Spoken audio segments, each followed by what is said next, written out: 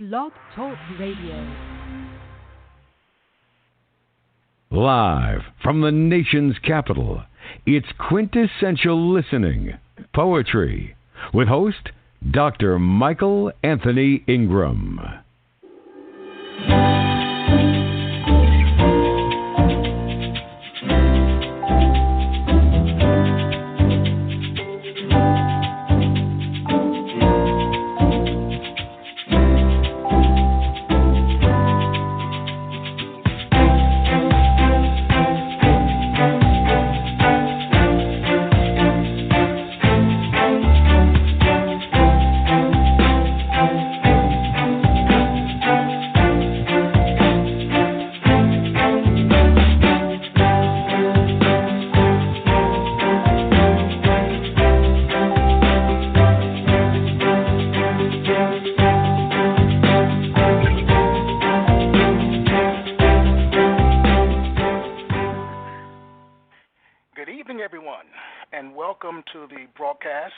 Again, my name is Michael Anthony Ingram, and you're here at Quintessential Listening Poetry. Our very special guest tonight is Mr. John MacDonald. John is a noted Washington, D.C. poet. John, are you with me? Yes, I am. Hello. All right. Hello. How are you, sir? I'm very good. Good to talk to you. Great. Good to talk to you as well. Let's open up, John, by a very easy question. What is poetry? Oh, that's an easy question, huh? Yeah, we've had long discussions about that. Yes, we have. For me, it's just it's just interesting words put together. There's so many ways that you can do it, and there are so many forms. There's ones that are more visual than they are auditory, and but I just kind of think of it as like any kind of interesting words put together. I guess generally it's anything that doesn't fall into the other categories. Okay. Do you think that you were meant to be a poet? Oh, meant? I think there were a set of circumstances that happened when I was a child and as a teenager that kind of pushed me into it. When I was a kid, I really got into Dr. Seuss. And I still love those books and the way that he never spoke down to his child audience. He's really simple language and in a very complex and mature way. And he spoke to his readers about racism and power and the environment, politics, like all kinds of stuff. I could see the power of poetry even when I was a little kid. And, later on, I was really lucky. I had a great English teacher named Jean Clark, and she introduced me to T.S. Eliot and Gwendolyn Brooks and a bunch of beat poets and took me to an Archibald MacLeish reading when I was about 17 or something. And probably the best thing she did was she introduced me to Richard Brautigan, who just really grabbed me the way I still read his stuff now, but the first time I read it, I thought, I can't believe you can write things like this, and people will publish it. I can't even say it was necessarily poetry, which is a crazy thing to say, having just given a definition. It wasn't quite essay. It's not quite like a novel. His stuff is so absurd and funny and subversive. Which your work is. Sometimes, yeah. What are some of the predominant themes of your work? Well, I write about a really wide variety of things. I remember somebody in a workshop one time I attended said, "You can write a poem about anything," and I thought, really? And it inspired me to write a poem about a public restroom. But a lot of this, there are some themes that I come back to. I used to write quite a bit about religion, and I also am a musician, and I like to write poems about music that are a bit less venerating or admiring of the musicians, and maybe a little bit more critical. I think that the perspective from a musician, a poem from the perspective of a musician, is really unique, and there aren't as many of those around. And then nature is a big theme of mine, but I kind of look at nature. I kind of try and give a voice to the creatures that we don't usually hear from. I have a poem called Hurricane Angel Crickets that is the voice of crickets, that kind of thing. All right. Well, what I'd like you to do, John, is to begin by sharing one of your works. Well, I could start with that last one that I mentioned, I think, the Hurricane Angel Crickets. Let me begin. Listen to the angel cricket's call, black hard shell in the wilderness called September. The autumn hurricane howls and spits, raindrops split by shattering wind. The crickets keep sight of a single bulb swinging. They keep a singing to an incandescent star run off my neighbor's generator. She keeps the tank full for these emergency religious observances. When the moon flees the seething sky, ragged legs and wings gleam black.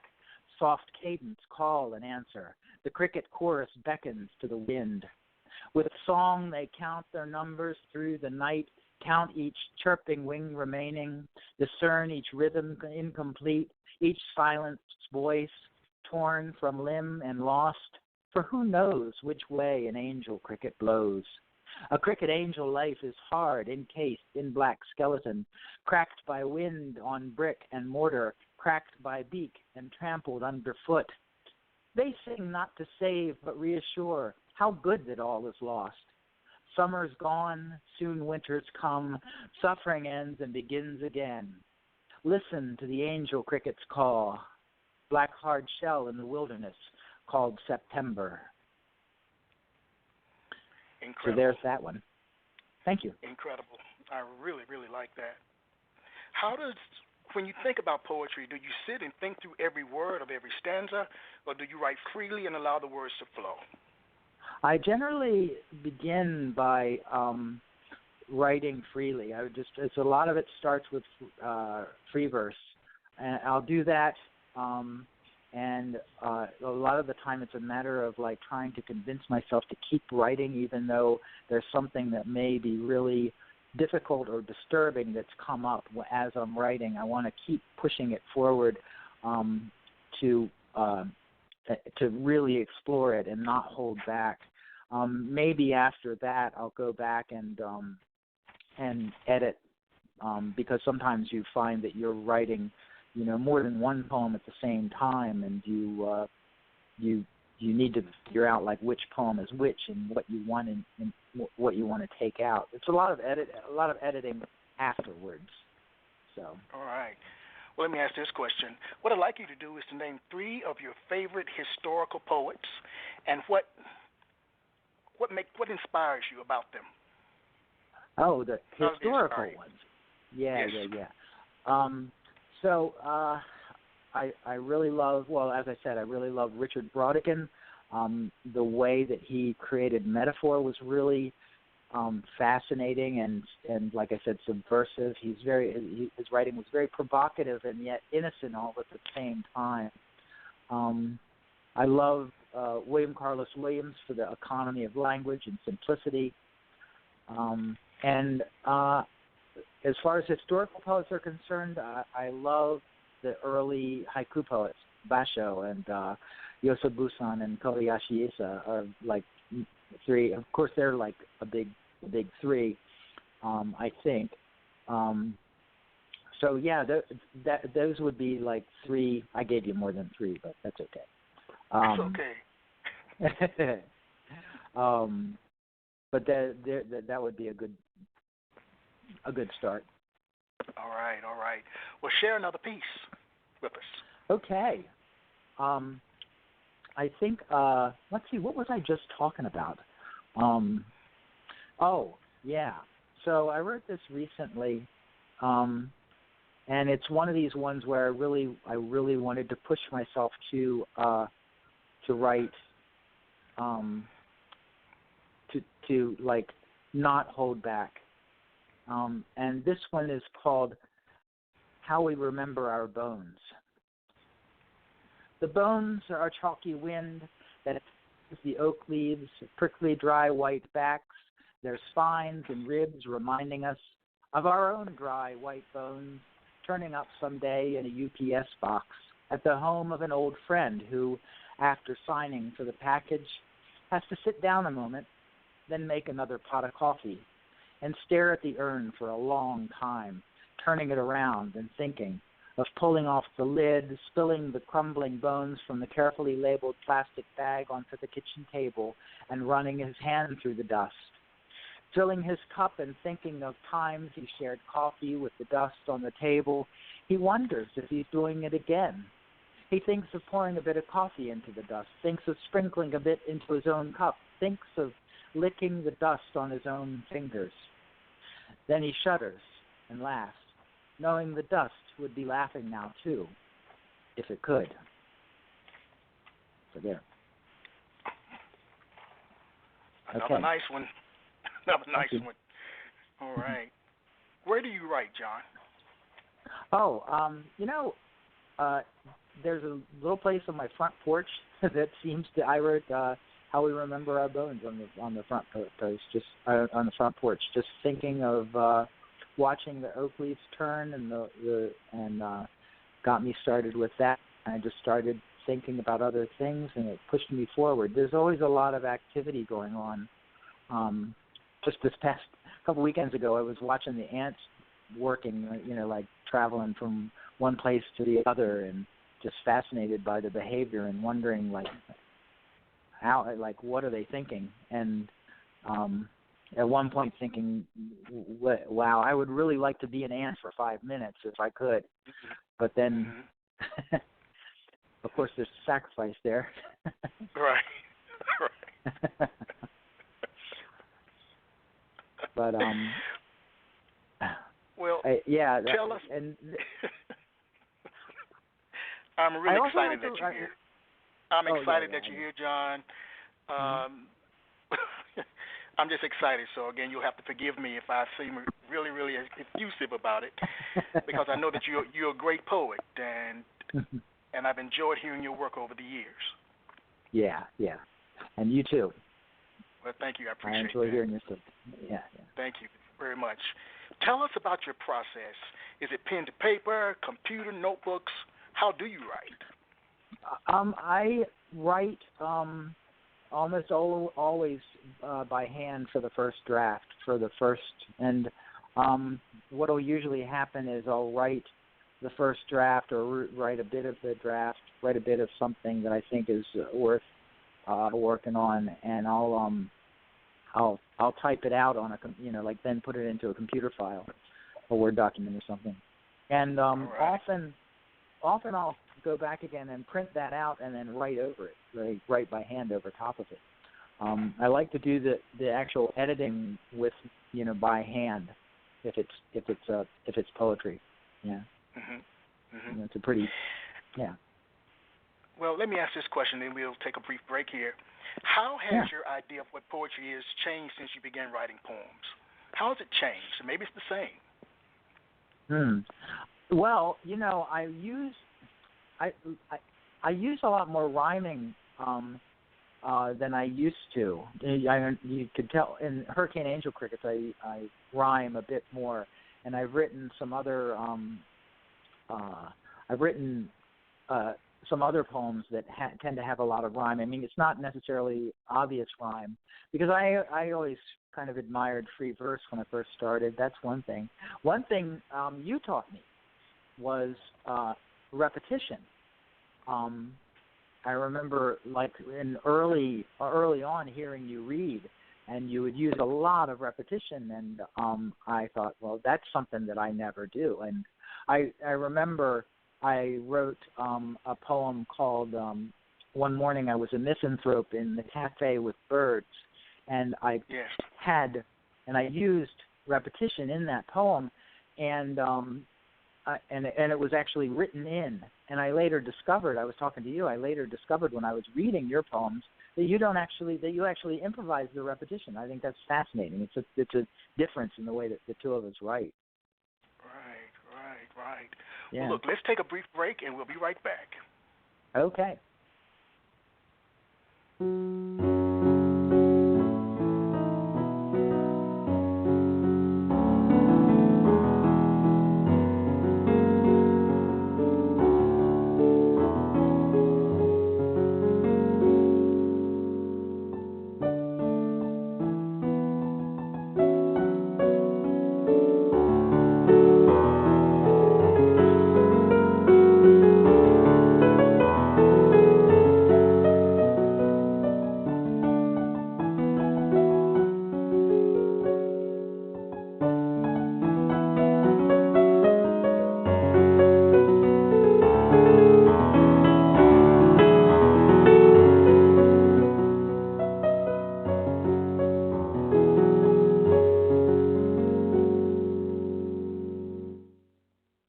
everyone. My name is Michael Anthony Ingram, and welcome to Quintessential Listening Poetry. I'm here with John MacDonald. Excuse me, John. I'm nervous. As you can tell, I'm nervous. I'm nervous because I know that you write so many different types of poems that I don't know what's coming next, and that creates anxiety. Because in a positive way, because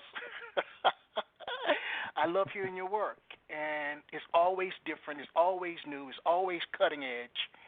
And tell me about that process of always keeping it on the current edge. You know, it's not an intentional thing. It's a matter of I'm just interested in a lot of different styles, and I can't settle on one.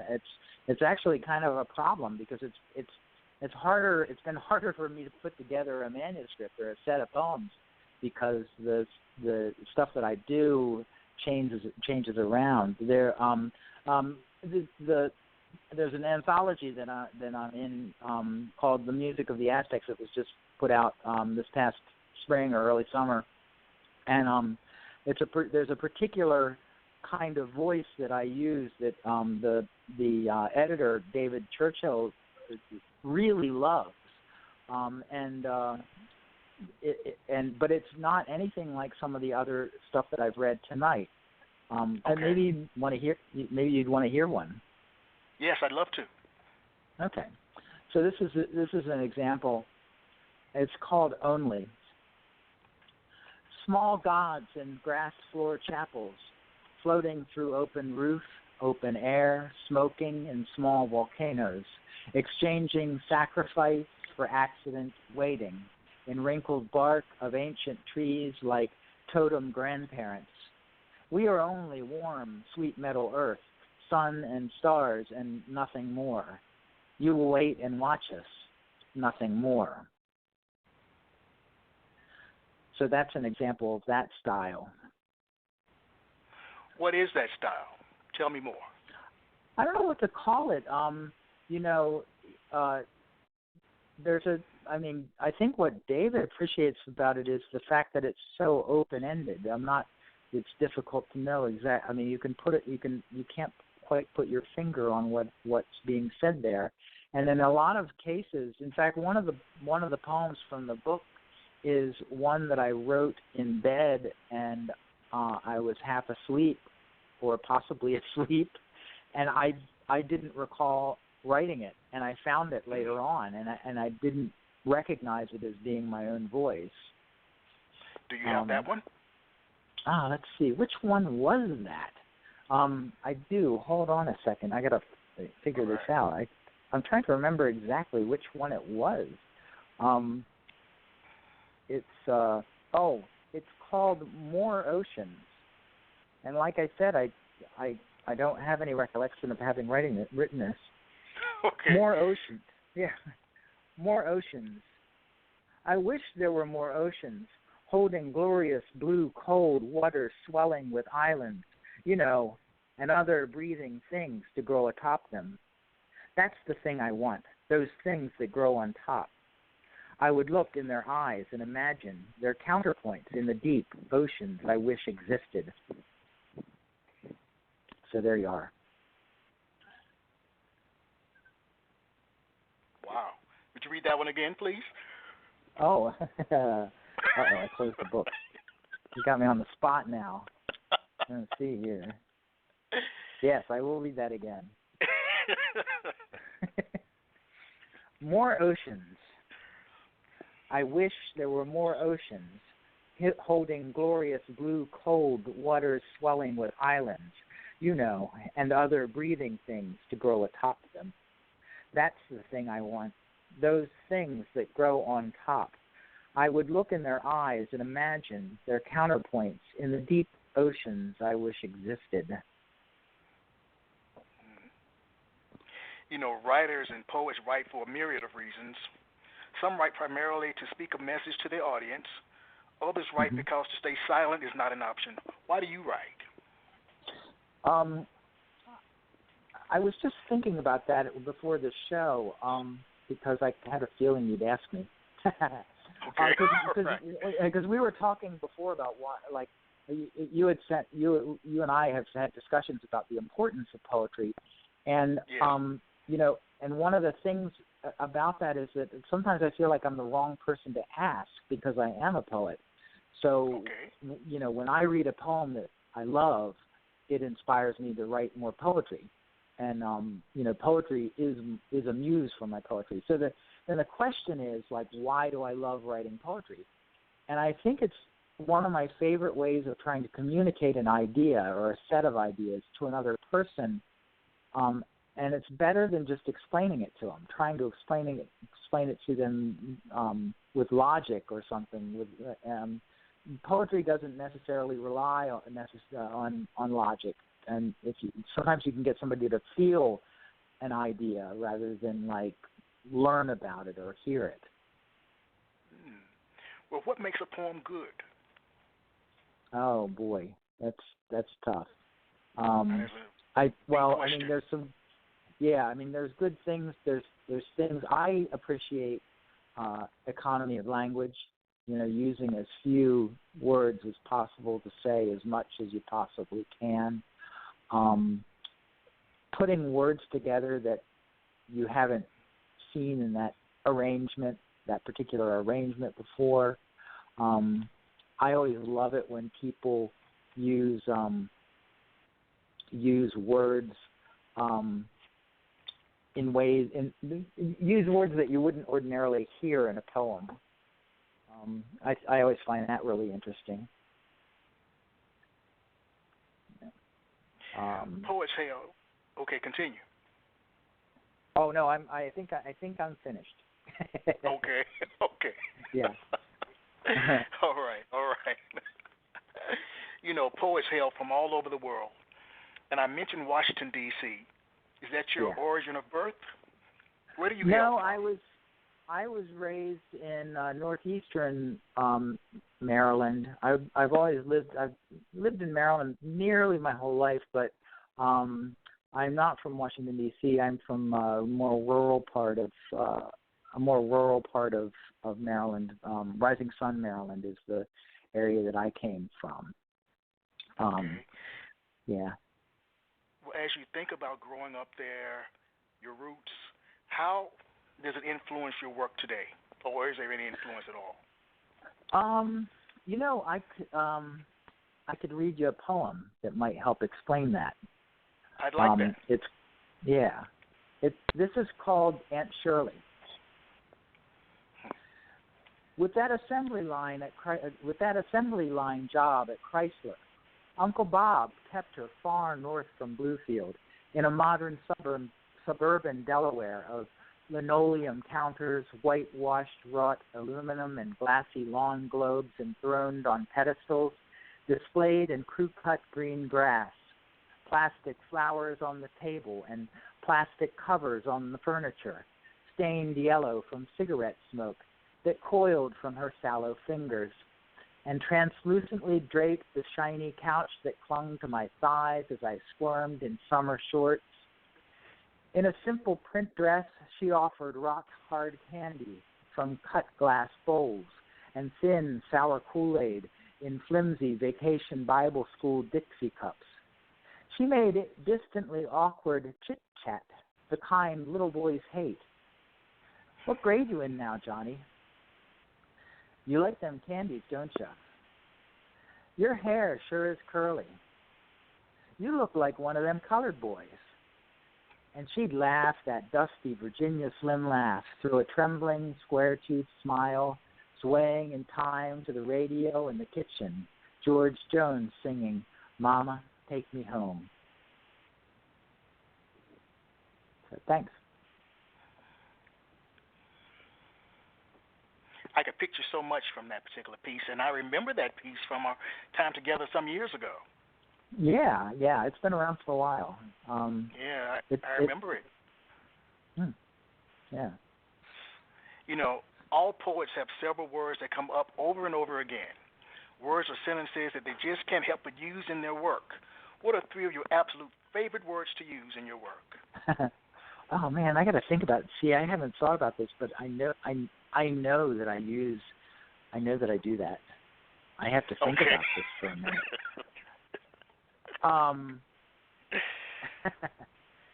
Yeah, because I find myself doing it, and then I try and break that habit. Oh, really? Yeah.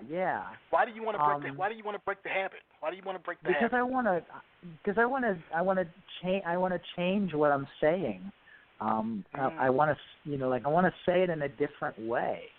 And it frustrates me. I feel like, I can't believe I'm saying the same thing again. Let me think on that one, and I probably will be able to think of an answer for you later on. All right then. Well, please share another piece of your work. Okay. Hey, so why don't I do one morning I was a misanthrope in the cafe with birds. This is the one I was talking about earlier. Yes. They come with swaying heads, the ones of great ruby crest and whistling breast, the ones who hunch like vultures, collared like vultures, the timid ones who chirp, the larger strutting ones who shriek in bright feathered agency, who stand in doorways, eyes fixed in sockets, heads bobbing, wide-eyed, as if they needed no espresso, no cappuccino, no Americano, no latte, no.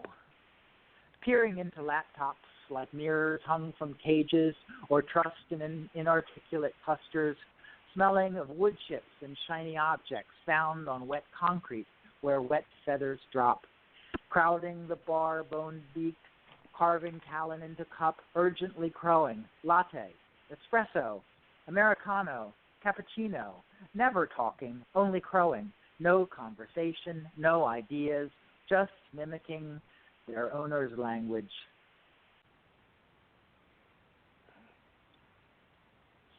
There's another very nice one. Thanks. Another very nice one. Please share another. Okay. Oh, so we were talking about this one before the show. This is called From Juarez. On certain railroads, trains sway through tender sage-gray dusk of shadowy desert, horizon warm with color of soft layered sunset, to lull a man, let his worn, frayed 10-gallon hat slip over his eyes, cradled in rocking iron rail, cover of night pulled tight to his nose, no jostled conductor fumbling unruly ticket and punch. Who needs a ticket when you're dreaming deep of a wife dancing on Friday nights till dawn, of home, a daughter's laughter, cartwheeling, feet stained by sweet grass neatly squared in chain-link fence, bellies full of pork stung with garlic and serrano, and tomorrow, smiling Saturday neighbors rising on cool green sunrise breeze? Who needs a ticket except the slam and spark of wheel and rail tumble the man onto creaking boxcar diesel serpent 1 mile long?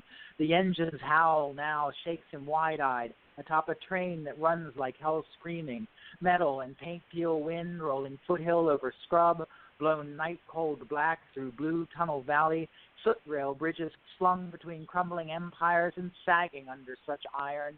In white, dry sun, rusty stowaways sprawl over freight car rooftop, shirt ripped and skirt torn, dry as coal and gravel beat, clutching brown metal day long with red callous palm until crimson sunset again, until nightfall's grip again, near Sacramento where they drop into dark orchards, waiting. And now those same hands hold warm, gentle pears pulled with a hurried snap and dropped by the bushel under a whispering canopy, far from the unseen conductor and nameless engineer. You know, you read exceptionally well. Thank you. Exceptionally well. That means a lot coming from you, because you are an excellent reader. You are a master. Well, I'm sure the audience can tell that you and I are friends, and we go way back. We go way, way back. What do you think is the relationship between your speaking voice and your written voice? My speaking voice and my reading voice? And your written voice. Yeah, I don't really make much of an effort to change my voice when I'm reading. Okay. think that it's pretty much what my voice is. I probably speak more slowly, or I try to speak more slowly when I'm reading poetry because I've learned from like looking at videotapes of myself reading that I need to slow down when I'm reading in order to be understood. Okay. Well, when I listen to you, I really drink in your words. I mean, every word. It's just something about your work that I can visualize it, and I see it, and I can taste the words. So again, I think that's a talent and a skill itself. Well, yeah, I'm kind of in all of your skill at tasting words. This is. Oh, John. I drink words all the time. Yeah. Breakfast, lunch, and dinner. Speaking of a concoction, what are some of the most prevalent ingredients that go into this concoction we call a poem? What goes into this concoction that we call a poem? Well, there are a number of ways of going about it. A lot of my poems are imagist, but there was a period of time, I think it was around when I first met you, possibly, where I decided that I was going to. I started writing much more narrative poems, and I wrote them in a variety of different ways, and I kind of got away from the imagery, like necessarily strong imagery, and they took on a lot of different forms. I have a few that I could read for you as examples. I like that. Okay. I'd also like you to read "The Fall of Man." Oh, I'd be happy to. Yeah. Maybe before we close out tonight, I'd love to hear that. Okay. So we'll hold on to that for later on. Yeah. Yes. I'd love to do that. I can read a shorter one because that's a rather long poem. You need to leave about like 10 minutes at the end of the show in order to fit it in. It's a big poem. Not a problem. Yeah, I could read one that I've written more recently. That's a more narrative poem, if you'd like, and it's called Tonka for Zelphia. I wrote it about my grandmother. I like that. Okay. When Granddad was still moonshining down in Blue Jay, or maybe Whitby, he'd bring liquor in a jug home on a Friday evening and ask me, "Zelphie, you want some of this here?" Kindly as a joke, thinking women wouldn't take to drinking his corn liquor. But after a time, I begun answering, yes indeed I would, and he'd be laughing and pour a glass for him and me, and I'd set a spell, kindly pretending to drink that awful liquor till I could make an excuse to go back in the kitchen. And under the sink, I'd always kept a quart jar to stow the liquor. I'd pour that old liquor in and fill the glass with water. He knowed no different when I come back in the room with my water glass. He'd watch me a-drinking and next day tell all the men folk, "My Zelphie can drink, more than I can, more than you." And the men would say, "Herbert, don't be telling tales." But your granddad believed it. And that was enough. I kept filling the jar one glass at a time, but 'tweren't to get shed of it. No, I'd use it for payment. Once the jar was full, I'd take it to the sheriff and give it to him, so's he'd not come for Granddad. That was our agreement then. Of course, I never told your Granddad this, on account he'd have done beat me. That's the way it was done then. Now he's gone, so I can tell.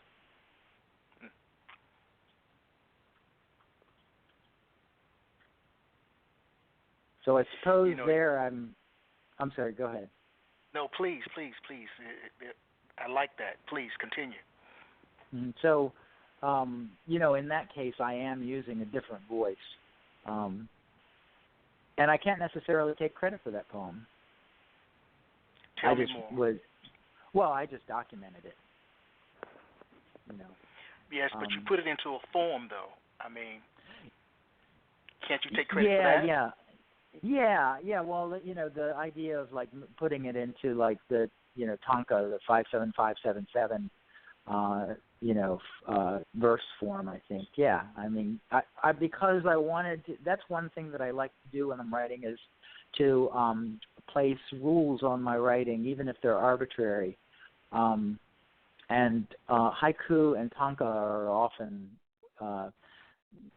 the way that I constrict my writing because it forces me to like think of new, different things to say, and there are different ways of saying the same thing.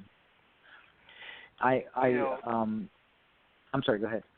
No, please. And it's funny, John. The way that we're talking now is the way that we talk privately about poetry.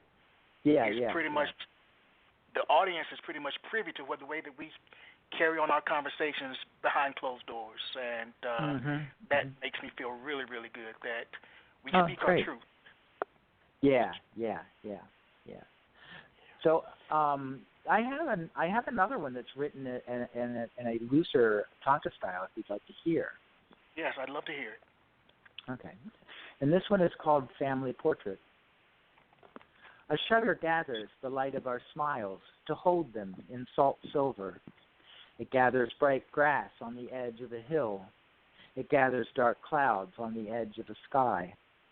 Our faces are fixed on paper. A contract of smiles keeps our silence. How long are we bound to these faded smiles? How long are we bound to the clouds in the sky?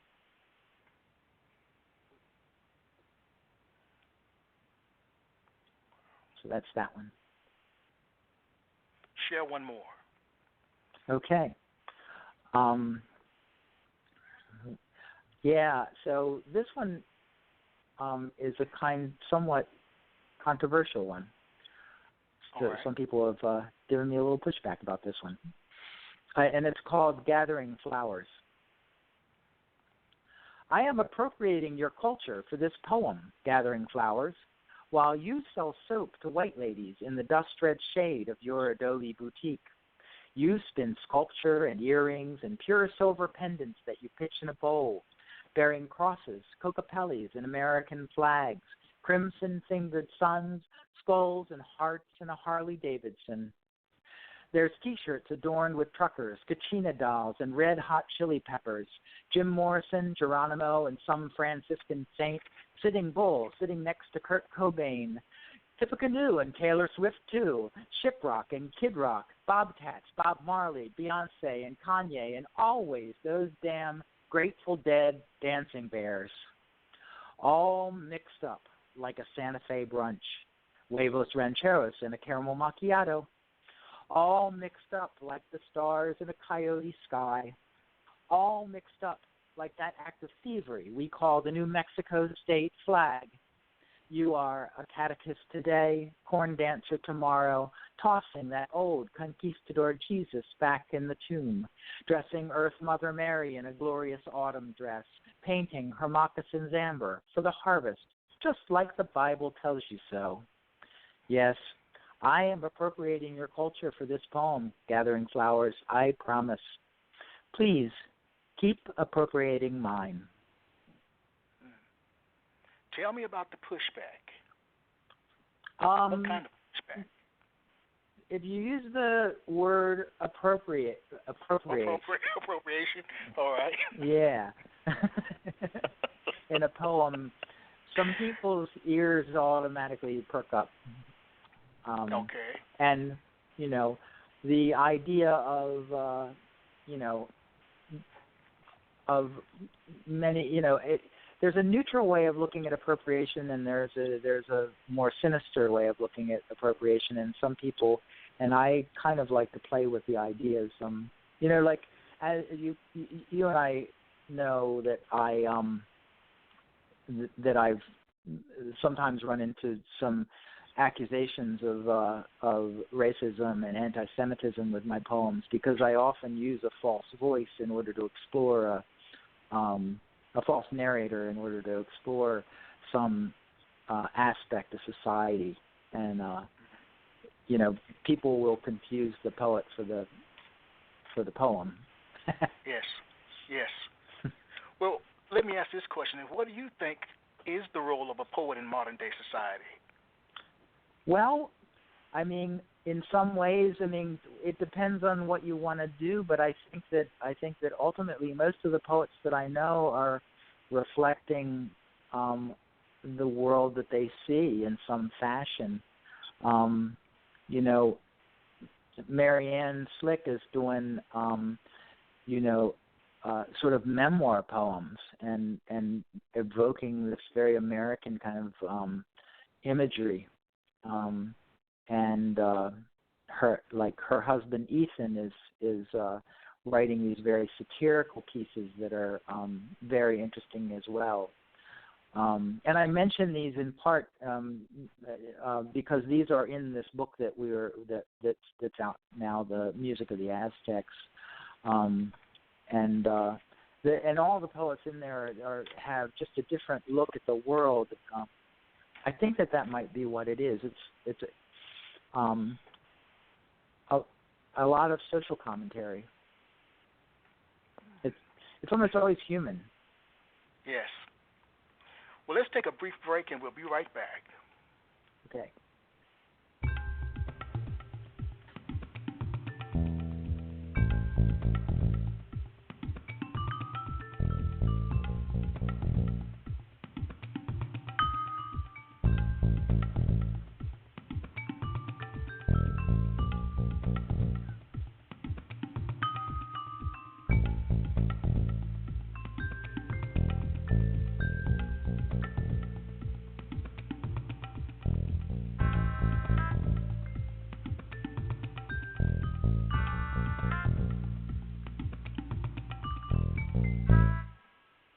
All right, my name is Michael Anthony Ingram, and welcome to Quintessential Listening Poetry. I'm here with John MacDonald. Got to correct that time. The telephone number is 646-787-1631 if you have a question for John. I have a question for John. Do you belong to a writing group? I do. It's the one. It's called the DC Magic Theater Poetry Club, and Yes. And we will be we're going to be reading up at the New York City Poetry Festival at the end of this month on July 27th through the 28th. That's when the festival is. We're going to be reading under the name Pony One Dog Press, which is the publisher that put out the book, The Music of the Aztecs. We'll be reading at 4 p.m. at Chumley Stage, and you can go to the website, the New York City Poetry Festival website, and find that. And it would be great if some people who are out there listening, who are in New York at the time, could make it out to see us. All right, that's very nice, John. Very nice. Now, you've been published in a number of publications, magazines, articles. You've been published, and now you're in a book. Does knowing that your poems are published and out there in the world validate your being a poet, or are you content knowing that they're out of your system? It's a validation, I have to admit. I was just talking about this with a friend of mine last night. I feel like when I send a poem out to someone and I don't know who they are and they don't know who I am, and they read it and they find merit without any kind of, as a disinterested reader, I just think that gives me such a charge because they didn't have to like it, and they don't have to publish it. They're under, they're doing it because they want to and because they feel like it has merit, and that feels good. Yeah. Okay. The titles of your particular poems are very detailed, incredibly detailed, to be quite honest, such as Hurricane Angel Crickets. I'm sure I got that particular one right. What role should a title play for a poem? Oh, well, the poem, sometimes that's the key to the poem. Like sometimes you can't understand the poem without the title. I got one here I could read for you. I like that. And it's called "Those Parties We Talk Shit About Monk."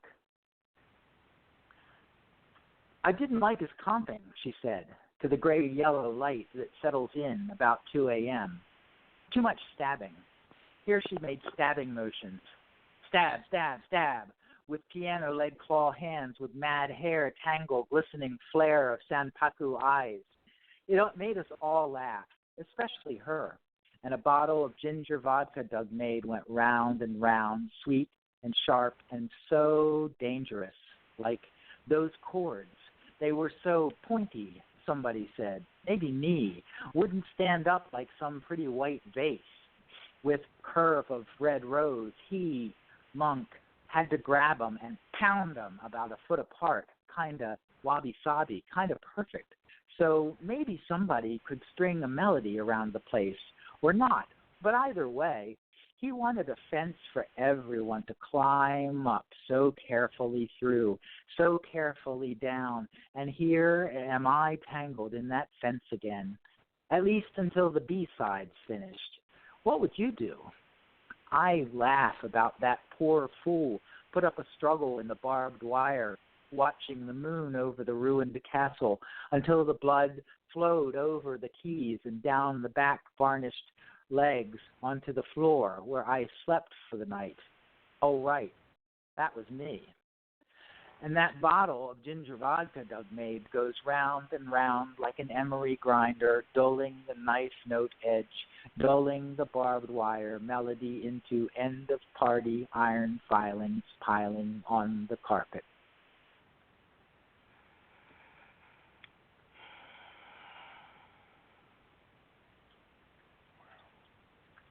For beginning writers,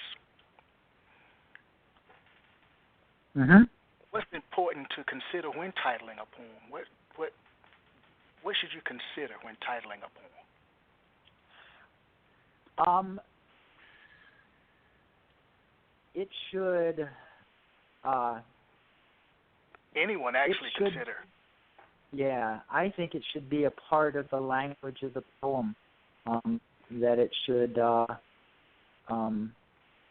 Not just be kind of a signpost to tell you what the poem is. I mean, I know that there's, Emily Dickinson generally titled hers with the first line, and I think that's a fine thing. And and her poems are fantastic.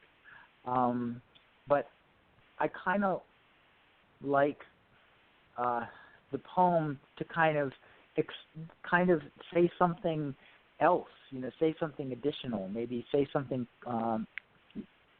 new or maybe somewhat contrasting what the poem with the way the poem is going without like completely contradicting it, Mm-hmm. Mm-hmm. Well, because we're going to save time for your poem, Fall of Man, I'd like to know, before we move into that epic piece, when people hear your work, they usually want more. What's next for you as a poet? Well, I think I was saying before, I'm trying to put some manuscripts together to see where they might go. As I said, I'm going to be up at the New York Poetry Festival, and who knows what will happen up there. That just sounds like it's going to be a lot of fun. There's some other projects with potentially with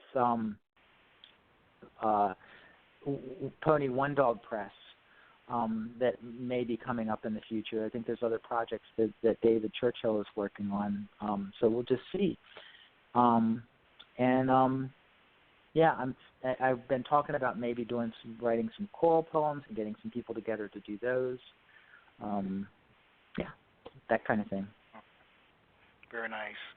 Well, John, what I'd like to do is to turn the rest of the show over to you in terms of sharing Fall of Man. Ladies and gentlemen, you're in for a treat. This is John MacDonald, Fall of Man. So the title is properly The Descent of Man. Thank you very much. Yeah. So, the descent of man. Dearest ancient ancestor, humankind's progenitor, still swinging limb from limb across the leafy lower branches of our family tree, we write this certain you will never understand. What explanation could we give you? Was it the dry cinnamon wind of Ethiopia shifting south into Kenyan valley rifts that promised sweeter figs and cherry oranges just across the open field, past the saber-toothed tiger and hyena if we dared? Or perhaps it was the ragged full moon's face that stared us down on warm blue evenings, discontent, we thought, to simply watch us hanging upside down, spitting out the pulpy bits of baobab fruit and staring back up at her. She wanted entertainment, definition, and devotion, but we had no words for these. Truth be known, we had no words at all. Maybe then we left for better conversation, tired of howling, grunts, and prattle. We wanted song and storytelling, poetry painted on cavern walls, cuneiform, hieroglyphics, and alphabet, crisply inked in 30-point Times New Roman bold. Regardless of the reason, our shortening arms and flattening feet soon made tree life impossible. Our grip moved up from toe to thumb, and we tumbled to the ground. Dusting ourselves off after the clumsy fall, we realized our destiny. Looking up to you, we cried, somewhat in consolation, we were made to rule the earth, and you, the trees. We left you screaming, round-eyed, in tangled, slack-vined shade. We stood erect and turned to proudly walk bright savanna grasses, and what we found? Not much at first. We gnawed on bones and cracked more than one tooth to get the marrow. We walked for days on bitter nuts and fruits and carcasses until we found a well-cast stone greatly improved our dinner. There quickly followed fire, weaponry, tool and tribe, artifice and agriculture, opium, oil and alcohol, money and market, architecture and empire, citadel and city, war and conquest, king and kingdom. We wandered all the earth and named everything we saw, even you, grandfather, and all our cousins. We named them too, gibbon, chimpanzee, gorilla, bonobo, orangutan, the forest man. They still carry your complacence in their eyes. We tasted salty wind, followed it, and found a wall of water, named it sea, and dared to ride upon it. We even named those things we didn't see. We worship gods and goddesses, devils and ghosts. Our pompous paradises stretch eternally in all directions in our imaginations. Then the gods began to pull the men aside, to tell us what we'd always said amongst ourselves before. We were valiant, wise, and good, but our womenfolk had failed us. They were weak and frivolous and shrill. It seemed quite natural at the time. After all, we reasoned, this wise and omnipresent fellow looks just like us, so it must be true. He then began to show us thin cracks of difference in the gods and hues among us, so we dug them into chasms. Those who'd stood on higher ground let the ones below keep the shovels, and thus we separated ourselves from ourselves. Black and white and yellow and all shades in between, man and woman and all shades in between, Gentile and Jew, gentleman and gypsy, Brahmin and Shudra, Tutsi and Hutu, prince and peasant, lord and serf, master and slave, citizen and servant, housewife and help. Lately, we've been trying to fill those cracks back in. Some of us are trying harder than others. But what adventure!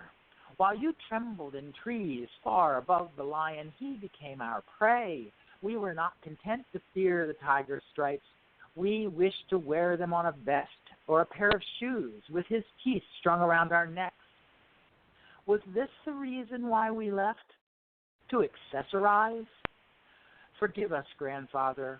We were arrogant, but so were you, believing you could make the world stand still by simply eating leaves and copulating in the open air, while we took to perfume and intrigue, veils and vows and ritual. You may know this thing called love, but you'll never understand the gleeful self-indoctrination we enjoy in smoothly shaven skin or linens, silks, and lately, spandex. See the glint in our cousins' eyes? These forest men, they now know. Soon they'll take to donning caps and sporting capes and monocles and mutton chops. We'll laugh until they overtake us. In time, they'll learn the trick of walking upright with tool belts slung around their waists upon our ruined monuments of stone and steel and disregarded dreams, so as to begin to build their own. I hope they stop from time to time to stare in silence at our crumbled remnants, the way the moon once stared at us, and we at her.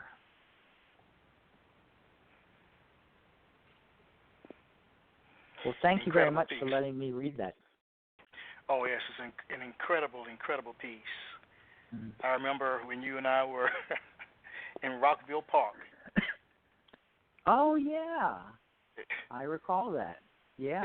That's right. And you shared that with me. Shared that with me. I've enjoyed it ever since then. Do you have another in your repertoire? Do you have another in your repertoire? We've got a couple more minutes. Yeah, it didn't take as long as I thought it was going to take. Yeah. I've got one. This is the first one I ever had published, and I'm pretty proud of that. All right. And it's called and it was an Easter poem. I wrote it on Easter Day.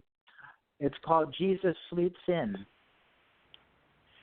He awoke to a dim, wet March wind, arched like a cold backache and tinged red at its edges. Lovely, yes, in its way, but not the glorious day he envisioned, of purple crocus, yellow daffodil, wet sunshine, fecund earth, dripping egg and seed.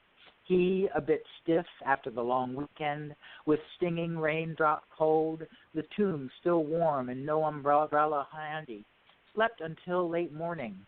Awakening later, somewhat peckish, he went forth, as you do, finding his disciples already off message, worshiping the crucifixes, miracles, saints, apostles, painted eggs and painted icons, chocolate rabbits, marshmallow chicks, wine and bread, and a bit of transubstantiation, maybe, so long as you don't peak, and gold and power and death and death and death, and everyone safely back at temple, exchanging shekel for denarii.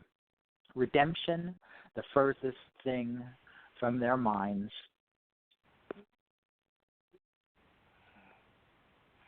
John, thank you.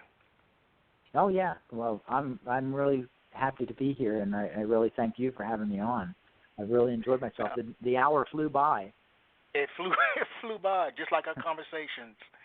Just fly by. I mean, your book, the book, Music of the Aztecs, is it on Amazon? Yes, it's available on Amazon. Yeah. So you just that's all you need to do is just type it in there, and you can buy it there. All right then. So I'm sure we'll have. I'm sorry. No, please continue.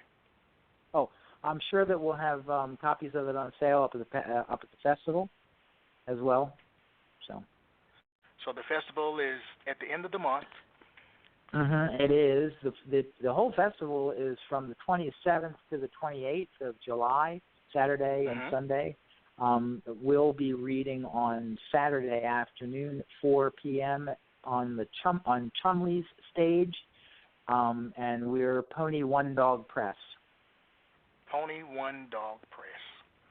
Yeah. Well, to our listening audience, if you're in the New York area, or you'd like to take a trip to New York, hey, why not? Yeah, there you go. And hang out and enjoy the festival. All right, everyone. Yeah. Good night.